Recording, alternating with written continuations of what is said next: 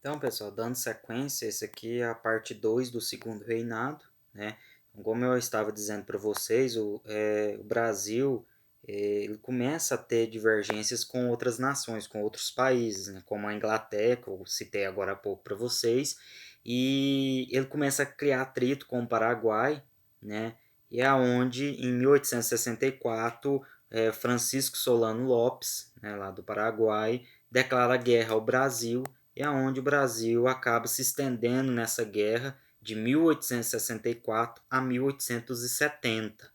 E essa guerra o Brasil vai vencer porque Francisco Solano Lopes, né, o Paraguai, ele acaba também tendo divergências nesse decorrer dessa guerra com a Argentina e com o Uruguai. É onde Brasil, Argentina e Uruguai vão se juntar e formar uma tríplice aliança e esses três países contra o Paraguai.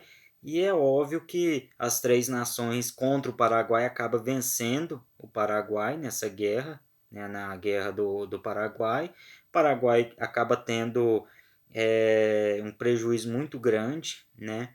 E também o Brasil acaba tendo prejuízo, porque o Brasil vai investir na guerra, né? Vai investir na manutenção do seu exército, vai ter que emitir mais papel moeda, a inflação do Brasil vai aumentar e o exército brasileiro começa, depois dessa guerra, a querer uma participação maior na política do Brasil, né? E começa a criar problemas para Dom Pedro II. Então, além de ter tido a guerra e o Brasil ter vencido a guerra, Dom Pedro II agora começa a ter problemas com o exército, com os militares no Brasil. Então a gente já nota que ele começou também agora, além de todas as pressões que ele já sofria, agora ele passa a sofrer pressão também do exército brasileiro, dos militares. E depois dessa guerra do Paraguai, né, da pressão sobre Dom Pedro II começa a aumentar, porque o Brasil vai contrair várias dívidas com essa guerra, e obviamente a insatisfação dos militares, a gente vai notar que começa a ascender no Brasil, a partir do ano de 1870, um movimento abolicionista, né, querendo a abolição da escravidão, e começa cada vez mais a ganhar vários adeptos. E começa esses adeptos a pressionar Dom Pedro II. A Inglaterra também fazia uma forte pressão para que o Brasil abolisse a escravidão, e a Inglaterra fazia isso porque sabia que o Brasil era um país agrário que dependia muito da mão de obra escrava, então era entre aspas, uma maneira de se vingar do Brasil, né, por ter aumentado a tarifa dos seus produtos ao entrar aqui, né, os impostos ter sido aumentados. Então, Dom Pedro II sabia que se abolisse a escravidão, os militares iriam cair em cima dele, né? Além dos grandes proprietários rurais, os grandes fazendeiros. E por outro lado, se ele não abolisse, ele tinha a Inglaterra pressionando ele e o movimento abolicionista que cada vez mais ganhava adeptos. E no ano de 1871, Dom Pedro II ele vai aprovar a lei do ventre livre. O que seria essa lei do ventre livre? Que todos os escravos nascidos a partir daquela data estariam livres. Só que acaba que essa lei ela não foi assim do agrado desse movimento abolicionista, porque o escravo ele tinha que ficar, né, o bebê, a criança, ela tinha que ficar até 7 anos de idade sob custódia do grande proprietário rural, e depois ele estava livre. Só que acabava que esses grandes fazendeiros eles cobravam, né? Olha, você atingiu 7 anos, agora você está livre, mas você tem que trabalhar para mim, porque eu cuidei de você 7 anos, agora é sua hora de pagar. Então acabou que essa lei do ventre livre acabou gerando um certo tumulto no Brasil, né, pelos abolicionistas, pelos grandes fazendeiros, os grandes proprietários rurais. Mesmo assim, Dom Pedro II continuava ou tentava se manter firme no poder, né, devido às grandes pressões que ele vinha sofrendo. E em 1885 ele cria, ou ele aprova a lei do sexagenário. O que seria essa lei? Que todos os escravos acima de 60 estariam livres, né? Só que acaba que um escravo, né? Chegar a 60 anos era muito difícil naquela época, devido ao serviço pesado que eles executavam nas lavouras.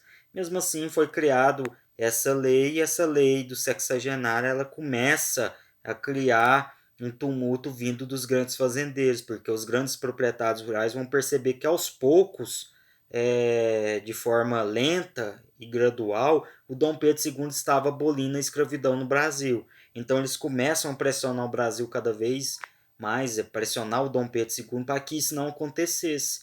E num certo momento, né, o Dom Pedro II ele vai fazer uma viagem, né, para a Europa para tratar questões diplomáticas do Brasil, questões de saúde, e ele deixa à frente aqui do Brasil a sua filha, a princesa Isabel. E a princesa Isabel era a favor da abolição da escravidão, e acaba que em 13 de maio de 1888 ela vai redigir a Lei Áurea e vai dar liberdade a todos os escravos do Brasil. É óbvio que a Inglaterra vai achar legal, né, porque ela pressionava muito o Brasil para que isso acontecesse. Os abolicionistas, né, parte da população brasileira vai achar legal, mas por outro lado, os grandes proprietários rurais não. É onde, quando Dom Pedro II chega de viagem, a pressão sobre ele era muito grande, né, para que ele tomasse uma atitude de forma rápida, mas a partir do momento que a lei foi redigida e aprovada, não tinha mais o que fazer, né?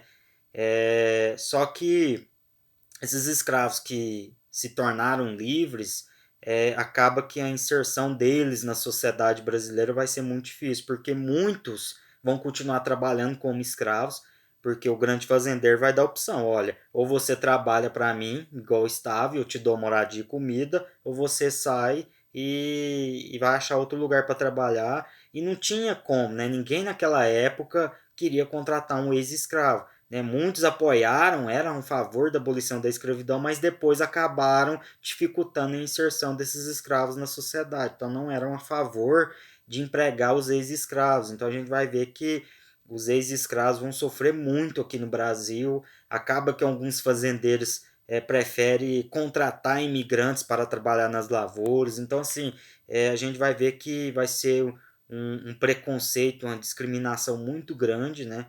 Até nos dias atuais, infelizmente, ainda tem esse preconceito, esse conceito racial, né?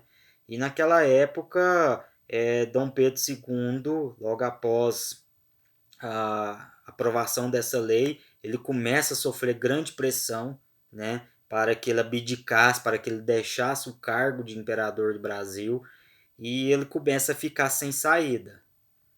E diante dessas pressões todas que Dom Pedro II vinha sofrendo, né, de todos os lados, acabou que uma junta militar, né, liderada pelo Marechal Deodoro da Fonseca, acaba desfechando um golpe, né, e depondo Dom Pedro II, e no dia 15 de novembro de 1889 a gente tem a implantação da República no Brasil.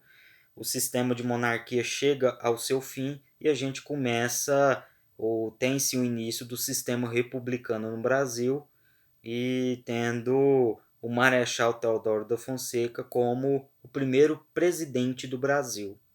Aí a gente acaba chegando ao final do segundo reinado, né, que durou 49 anos, e acabou que, diante de vários grandes acontecimentos que eu citei, o Dom Pedro II ele não conseguiu se manter, né, e a gente tem a implantação da República em 1889, mas, por outro lado, a gente nota que o Dom Pedro II ele foi muito mais audacioso do que seu pai, Dom Pedro I, né? E ele acabou ficando 49 anos no poder.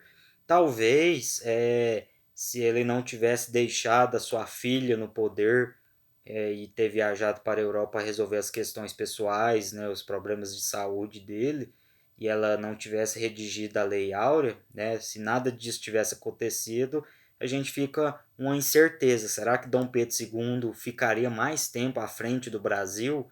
Né? Mas o fato é que houve todos esses acontecimentos e o fim do segundo reinado, e a partir daí a história do Brasil ela toma um novo rumo com a implantação da República.